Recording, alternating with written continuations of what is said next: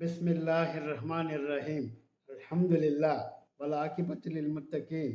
என் அன்புமிக்க அல்லாவின் நல்லடியார்களே, உங்கள் அனைவருக்கும் அல்லாஹ்வுடைய சாந்தியும் சமாதானமும் உண்டாவதாக என்று கூறிக்கொண்டு, நாம் தற்சமயம் மறுமையை நெருங்கிக் கொண்டு வாழ்க்கை நடத்தி கொண்டு வருகிறோம்.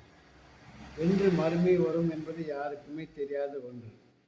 அதற்காக நாம் தயாராகி கொண்டு வர வேண்டும். இந்த மறுமை சமீபத்தில் இருக்கும்போது கொலை கொள்ளை என்று பிரச்சனைகள் அதிகரிக்கும், இயற்கையின் சீற்றங்கள் அதிகரிக்கும் என்றெல்லாம் பெருமானார் ஸல்லல்லாஹு அலைஹி வஸல்லம் அவர்கள் கூறி சென்றிருக்கிறார்கள். மேலும் பின்வரும் காலம் முன் சென்ற காலத்தை விட மிக மோசமாகவே இருக்கும் என்பதாகவும் கூறியிருக்கிறார்கள். இப்பொழுது நாம் பார்க்கிறோம், அப்படித்தான் இந்த ஊரும் உலகம் நடந்து கொண்டிருக்கிறது. தகுதியற்றவர்கள் தலைவர்களாக இருக்கிறார்கள். இன்னும் எவ்வளோ தவறான காரியங்களை செய்து கொண்டு பொய் பித்தலாட்டங்கள் தலைவர்கள் பேசிக்கொண்டு திரிகிறார்கள். இதெல்லாம் அவருக்கு நல்லதே அல்ல. இதெல்லாம் பெருமானார் ஸல்லல்லாஹு அலைஹி வஸல்லம் அவர்கள் தடுத்திருக்கிறார்கள். ஒரு தலைவர், தன் மக்களுக்காக உழைக்கும் தலைவர் மிகவும் நேர்மையிலும் நிதானத்திலும் வாழ்க்கை நடத்த வேண்டும். அதுபோலவே நீதிமான்களும் மிகச் சரியான முறையில் பொறுப்புணர்ந்து என்ன செய்ய வேண்டும், நீதி வழங்க வேண்டும். ஏன்னா இவர்களுக்கெல்லாம் கேள்வி கணக்கு அதிகமாக உண்டு. இவர்கள் தவறு செய்தால் இவர்கள் மன்னிக்கப்பட மாட்டார்கள்.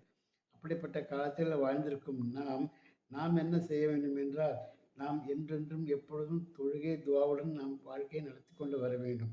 ஏனென்றால் எப்பொழுது வரும் என்பது யாருக்கும் வறுமை தெரியாது. மேலும் இந்த துவா என்பது வணக்கத்தின் மூளை என்பதாக பெருமானார் ஸல்லல்லாஹு அலைஹி வஸல்லம் அவர்கள் நமக்கு கூறி சென்றிருக்கிறார்கள். மேலும் துவா தலைவிதியையும் மாற்றக்கூடியது என்பதை நாம் நிச்சயம் பெருமானார் ஸல்லல்லாஹு அலைஹி வஸல்லம் அவர்கள் மூலமாக அறிவோம்.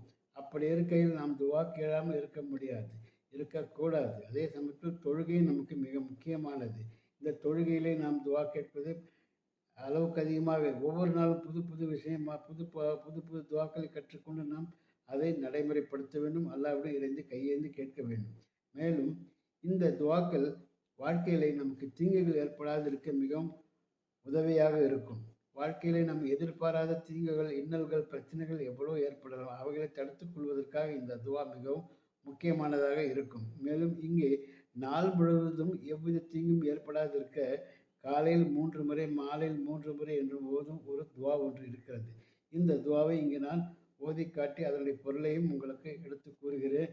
அவசியம் நீங்கள் பின்பற்றி தீங்குகளிலிருந்து உங்களை நீங்களே பாதுகாத்துக் கொள்ளுங்கள்.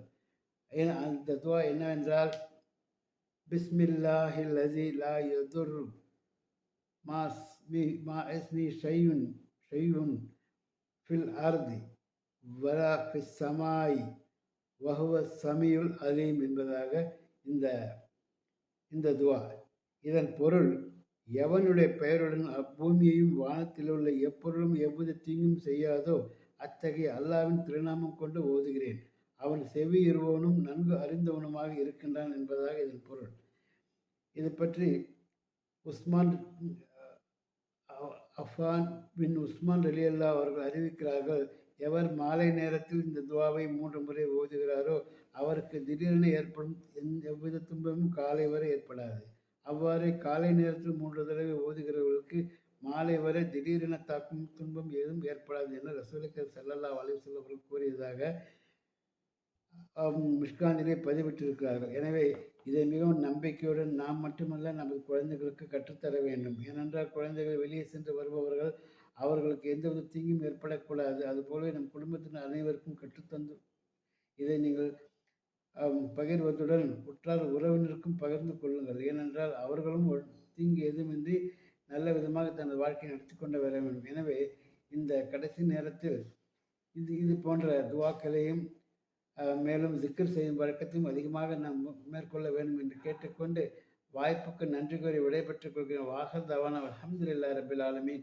அஸ்ஸலாமு அலைக்கும் வரஹ்மத்துல்லாஹி தஆலா வபரகாத்துஹு.